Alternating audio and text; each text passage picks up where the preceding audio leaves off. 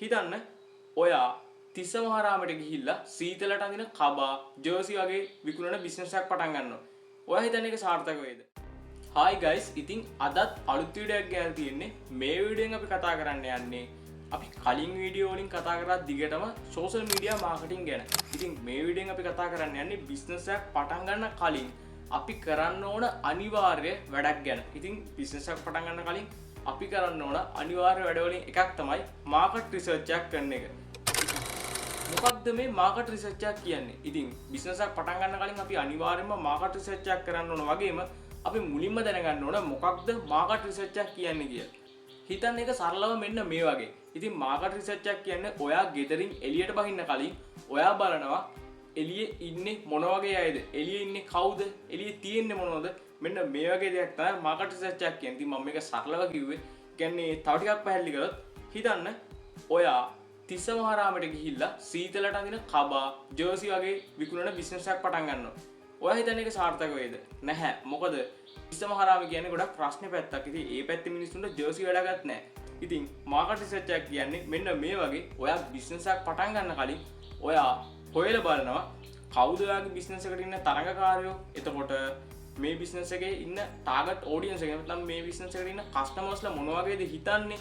ඒගොල්ලන්ට මොන වගේ ප්‍රොඩක්ට් එකක්ද සර්විස් එකක්ද ඕන? ඒ වගේම දැනටමත් ඒගොල්ලන්ට ලැබෙන්නේ මොන වගේ ප්‍රොඩක්ට්ද මොන වගේ සර්විස්ද? ඒ වගේම ඒගොල්ලෝගේ ගාව කොච්චර වියදම් කරන්න සල්ලි තියද? ඒගොල්ලෝ සාමාන්‍යයෙන් ඉන්නේ මොන වගේ සමාජ තත්ත්වයකද කියලා මේ වගේ ටිකක් දේවල් බලන්න තියෙයි. ඉතින් අද එච්චර ලොකුවට මේ මාකටිං රිසර්ච් ගැන කතා කරන්නේ නැති වුණත් අපි පොඩියට කතා කරනවා කොහොමද අපි සරලව බිස්නස් එකක් පටන් ගන්න කලින් මාකට් රිසර්ච් එකක් කරන්න කියලා. ඉතින් අපි දැන් දන්න මොකද්ද මාකට් රිසර්ච් එකක් කියන්නේ කියලා. ඒ වගේම මාකට් රිසර්ච් එක කොච්චර වැදගත්ද කියලාත් අපි දන්නවා. ඉතින් උදාහරණයක් විදිහට ඔයා හරියට මාකට් රිසර්ච් එකක් කරොත් ඔයාගේ බිස්නස් එකට ඉන්න තරඟකාරයෝ කවුද කියන එක, ඒ වගේම හරියටම කවුද ඔයාගේ ටාගට් ඔඩියන්ස් එක කියන එක, ඒ වගේම ටාගට් ඔඩියන්ස් එක හිතන්නේ මොකක්ද, ඒ වගේම ඔයාගේ ප්‍රොඩක්ට් එකේ අප්ඩේට් වෙන්න ඕන දේවල්, ඔයාගේ සර්විස් එකේ අප්ඩේට් වෙන්න ඕන දේවල් මොනවද කියන එක වගේම ඔයාගේ මාකටිං එක හරියට කරන්නේ කොහොමද කියන එකත් ඔයාට හරියටම ප්ලෑන් කරගන්න පුළුවන් මාකට් රිසර්ච් එකක් කරලා ඉවරුනාට පස්සේ. ඉතින් අපි බලමු කොහොමද අපි පොඩියට මාකට් රිසර්ච් එකක් කරන්න කියලා. ඉතින් මාකට් රිසර්ච් එකක් අපිට පොඩියට කරන්න පුළුවන් ඔයාගේ අතේ තියෙන ෆෝන් එකෙන්ම. ඉතින් මුලින්ම ඔයාලට කරන්න තියෙන්නේ Google එකට යන්න. Google එකේ සර්ච් කරන්න ඔයාගේ බිස්නස් එක. ඒ කියන්නේ ඔයා කරන්න යන බිස්නස් එක සම්බන්ධව තව මොනවද බිස්නස් තියෙන්නේ කියලා මුලින්ම සර්ච් කරලා බලන්න. ඒ වගේම ඔයාලට පුළුවන් ChatGPT එකෙන් වගේ AI වලින් උදව් අරගෙන විස්තර අහන්න. ඔයාගේ බිස්නස් එක සම්බන්ධව ඉන්න ටාගට් ඔඩියන්ස් එක කවුද? එතකොට ඒගොල්ලෝ හිතන්නේ මොන වගේද කියලා සරල අදහස් ටිකක් ඔයාලට ගන්න පුළුවන්. ඒ වගේම ඊළඟට ඔයාලට පුළුවන් සෝෂල් මීඩියා ඇතුලේ සර්ච් කරන්න. සර්ච් කරලා ඔයාලට හොයාගන්න පුළුවන් ඔයාගේ බිස්නස් එකේ ඉන්න තරංකාරීත්වය කවුද? ඒගොල්ලෝගේ පේජ්, channel ඒවට ගිහලා බලන්න පුළුවන් ඒගොල්ලෝ දැනට කරගෙන යන්නේ මොනවද? ඒ වගේම ඔයාගේ ප්‍රොඩක්ට් එකට, ඔයාගේ සර්විස් එකට කොච්චර ඉල්ලුමක් මාකට් එකේ තියෙද කියන එකත් ඔයාට මේ සෝෂල් මීඩියා වලින් Google වලින් වගේම ChatGPT එකෙන් අහලා දැනගන්න පුළුවන්.